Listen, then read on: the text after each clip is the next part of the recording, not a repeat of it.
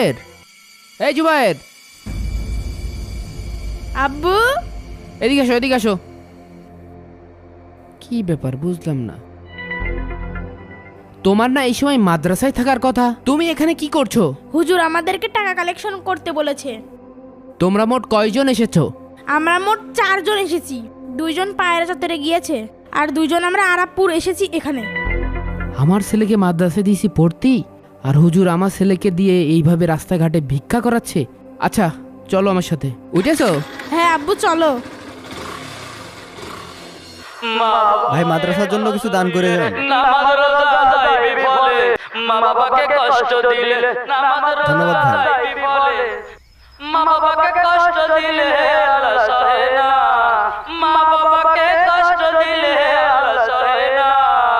তোমাদের হুজুর কোথায়? আব্বু ওই যে হুজুর। আব্বু আমি টাকা তুলবো না শোনা, তুমি এখন ছোট মানুষ, তোমার এখন টাকা তুলতে হবে না। তুমি বড় হও তারপরে টাকা তুলে নে। হ্যাঁ মধু, ওইটা তোমাদের হুজুর? জি জি।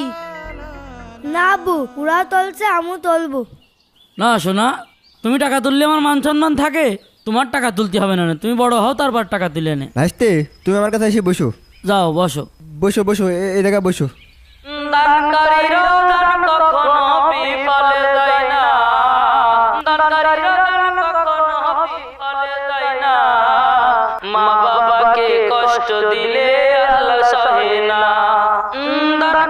এখানে কি হচ্ছে হুজুর?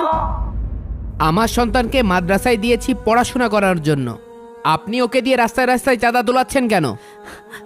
আসলে চাঁদা তোলাচ্ছি না, মাদ্রাসার উন্নয়নের কাজ চলছে তো এই জন্য ছেলেপেলেদেরকে দিয়ে একটু কালেকশন করাচ্ছি। আমি নিজেও তো কালেকশন করছি। কোরআন হাদিসের কোন জায়গায় লেখা আছে যে ছোট ছোট বাচ্চাদের দিয়ে আপনি ভিক্ষা করাবেন, আবার সেই টাকা দিয়ে মসজিদ মাদ্রাসা উন্নয়ন করতে হবে? কোরআন হাদিসে তো লেখাই আছে। আপনি কি আমাদের থেকে বেশি জানেন? আপনি আমাদের থেকে বেশি জানলে তো আপনি উস্তাদি করতেন।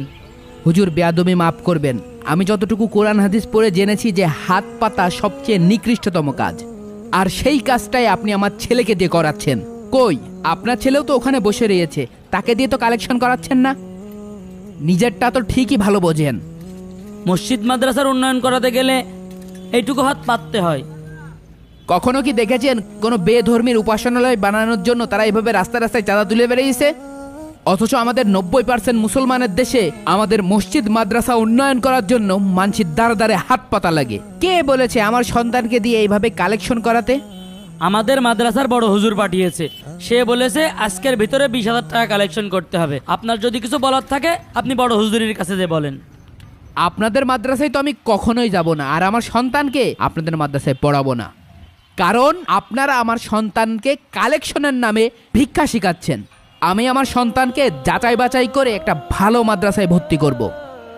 চল মনি, তোর আর এই মাদ্রাসায় পড়া লাগবে না, চল। হুজুর আজকে তো 4,000 টাকা কালেকশন হলো, এখন কি করব?